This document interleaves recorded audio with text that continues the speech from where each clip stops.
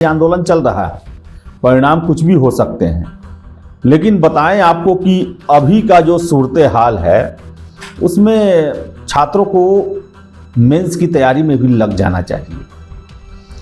Ignore करने से नुकसान छात्रों को ही होगा। ये मामला जो है ऐसा नहीं है कि कोई नया है, और कोर्ट में भी अगर जाएगा तो जीत जो है वो सरकार की ही होगी, आयोग की ही होगी। ऐसे तरह तरह की बातें निकल के आ रही हैं। हमारा ये वीडियो करने का मतलब ये नहीं है कि हम आपका मनोबल तोड़ना चाहते हैं। हम आपको वस्तु स्थिति जो अभी का सिचुएशन है वो आपको हम बताना चाहते हैं कि देखिए, आंदोलन में ज़्यादा फोकस करना अब छात्रों के सेहत के लिए ठीक नहीं हो सकता है कि इसमें बहुत सारे लोग विरोध करें, उनका ये कहना हो कि हम हमारे आंदोलन को कमज़ोर कर रहे हैं। देखिए, हमारा उद्देश्य कमज़ोर करना नहीं है। बहुत दिन ये गतिरोध बना है और कल एग्ज़ाम री एग्ज़ाम हो रहा है। सरकार भी अपने स्टैंड पर खड़ी है। 30 दिसंबर को मुख्य सचिव के साथ दो प्रतिनिधिमंडल मिला, लेकिन उसका कोई भी अभी तक सकारात्मक परिणाम नहीं आया। और हमने आपको पहले भी बताया था कि सरकार और आयोग ये मान रही है कि नमस्कार, आप देख रहे हैं द बिहार टॉप, मैं हूं आदेशपुरी। बीपीएससी 70वीं री एग्जाम के लिए 18 दिसंबर से गर्दनीबाग में धरना चल रहा है। तो वही बता दें, कल से यानी कि 2 जनवरी से गांधी मैदान मूर्ति के नीचे प्रशांत किशोर, जन सुराज के संस्थापक प्रशांत किशोर अनशन पे बैठे हुए हैं। आपको बता दें, उनके समर्थक और छात्र दोनों वहां पर कल से ही बैठे हुए हैं। और इन लोगों की एकमात्र मांग है कि री एग्जाम तो होना ही चाहिए, साथ साथ 5 सूत्री मांग भी उन्होंने रखा है।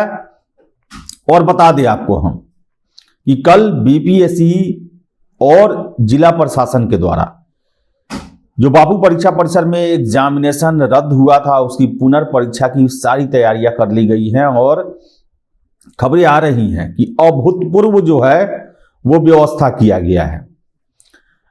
धारा 144 लागू रहेगा 200 मीटर तक, और बहुत सारे प्रावधान किए गए हैं। बहुत ही कड़ाई के साथ ये परीक्षा ली जाने वाली है ताकि कोई भी गड़बड़ी किसी भी सेंटर से उत्पन्न न हो।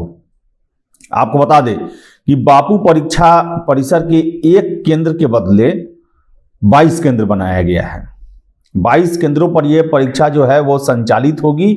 और आपको बता दें कि परीक्षा कल होने से अब छात्रों का जो आंदोलन कर रहे हैं या आंदोलन में समर्थन जिनका था, अब मनोबल जो है वो ठंडा पड़ने लगा है।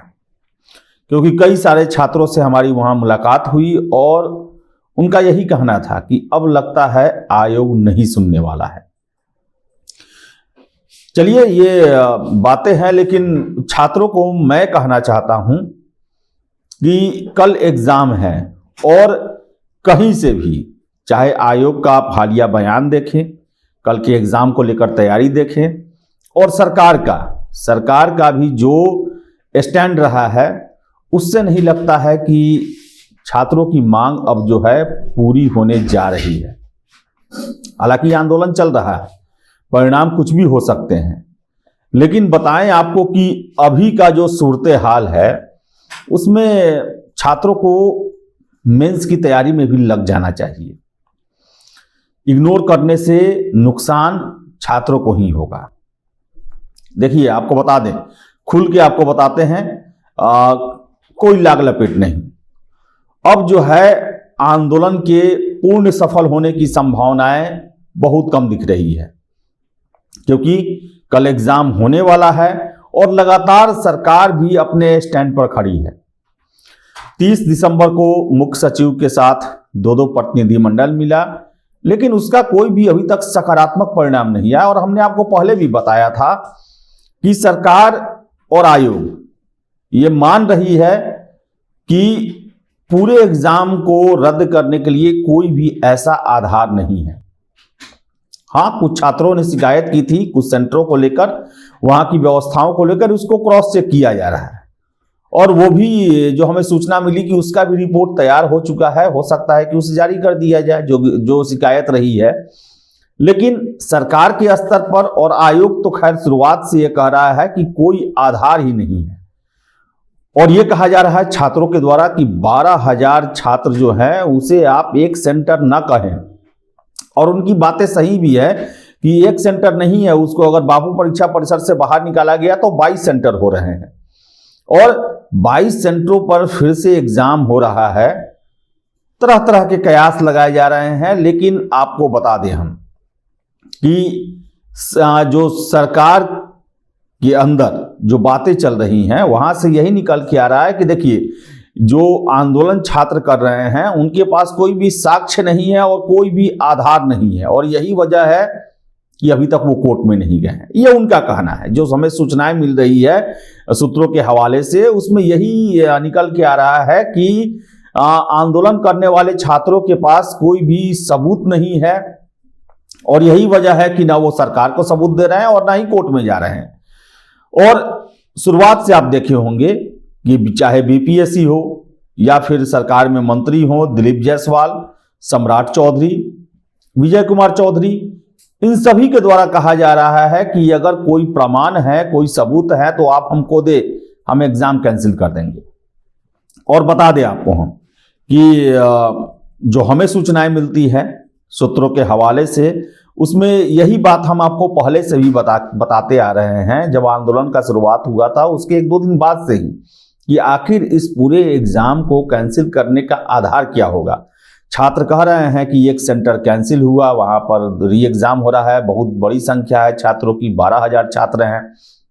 तो आपको बता दें हम कि यही मानना है, जो सोर्सेज के हवाले से हमें खबर मिलती है, कि ऐसा पहले भी हो चुका है। 48वीं से 52वीं में भी अलग से पुनर्पीटी का आयोजन हो चुका है, फिर से 66वीं में भी हो चुका है। तो ये मामला जो है ऐसा नहीं है कि कोई नया है, और कोर्ट में भी अगर जाएगा तो जीत जो है वो सरकार की ही होगी, आयोग की ही होगी। ऐसे तरह तरह की बातें निकल के आ रही हैं।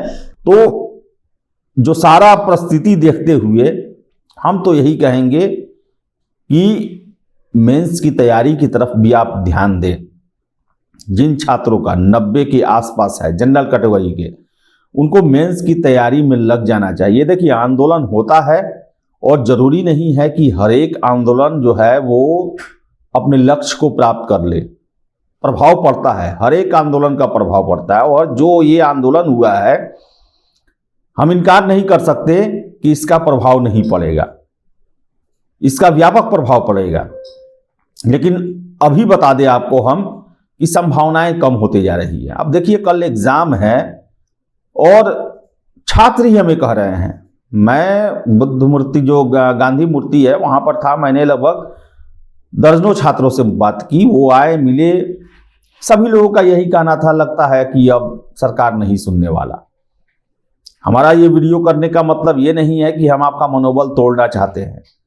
हम आपको वस्तु स्थिति, जो अभी का सिचुएशन है, वो आपको हम बताना चाहते हैं कि देखिए,